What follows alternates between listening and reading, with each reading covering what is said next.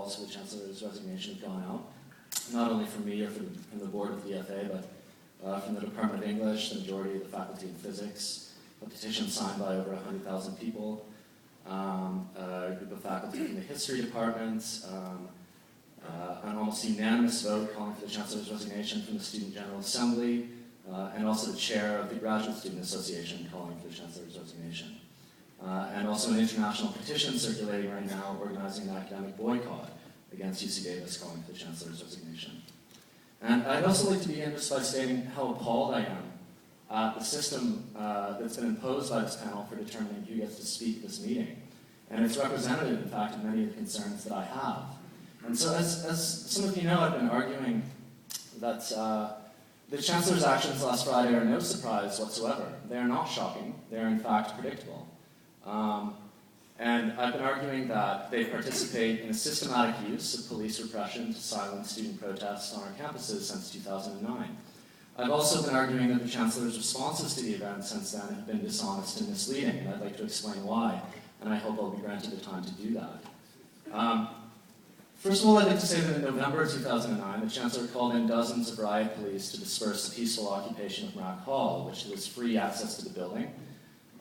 Students were ordered to leave. They decided not to as an act of civil disobedience. Dozens of riot police were called. 52 people were arrested. And in fact, at that protest, one young student, who weighed about 100 pounds, was slammed against the hood of a police car by 3 officers because she was knocked off balance by a police officer and touched one of them. She was then charged with assault on a police officer. She was charged with felony. She was prosecuted by the DA for nearly a year before she was obviously cleared of those charges. That's the sort of thing that's happened since 2009 when riot police are called on UC campuses. The day after that event, students were beaten by police at UC Berkeley in a well-documented instance of police brutality. The day of that same event, students were tasered and beaten with batons at UC LA. And the point I'd like to make in pointing these facts out is that there is every reason for chancellors to expect that when riot police, are called onto campus to disperse the student protest, those students will be beaten by the police. It has happened literally over and over again over the past 2 years. I point out that 1 week before the chancellor's decision to call riot police onto the campus to disperse the peaceful protest, in precisely the same situation at UC Berkeley, Chancellor Bergeneau made the same decision. At that demonstration, faculty linked arms with students, and Celeste Langen, associate professor of English, was grabbed by the hair and thrown on the ground and arrested. That's on video. Robert Haas, former poet laureate of the United States, who's also won a Pulitzer and a National Book Award, stood with those students. He was hit with a baton. Another faculty member suffered cracked ribs, and a graduate student was sent into urgent care. So 1 week after that happened, the Chancellor made exactly the same decision as Chancellor Bergeneau, in exactly the same situation, and exactly the same consequences were ensued. Police violence was used to repress a peaceful student protest. And that's why I don't think calls for the Chancellor's resignation are premature or ill-advised. I think they're quite well considered.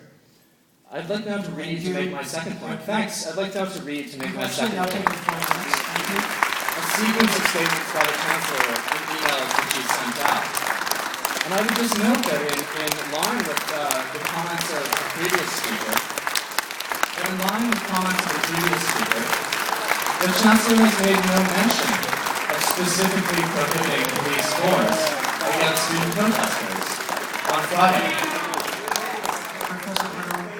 Professor Brown, we're trying to be respectful here, but you've had quite a lot of microphone time, and I think the audience, the General Assembly here, would generally agree that we're... So I think everybody knows that the Chancellor has, until this Wednesday, until calls for her resignation were widely stated, she hadn't suggested that she didn't order the use of force. And I'd just like to say that that's why these calls for dialogue with the Chancellor are fundamentally empty. You, on one hand, have accepted full responsibility, and on the other hand, are attempting to displace responsibility onto the police. And that's why I think that calls for this sort of dialogue in which people are shouted down when they try to present the facts of the case because of the time limit imposed by you are fundamentally empty. And I call upon the faculty to consider these matters very seriously. Thank you. Thank you. Please be respectful. Thank you.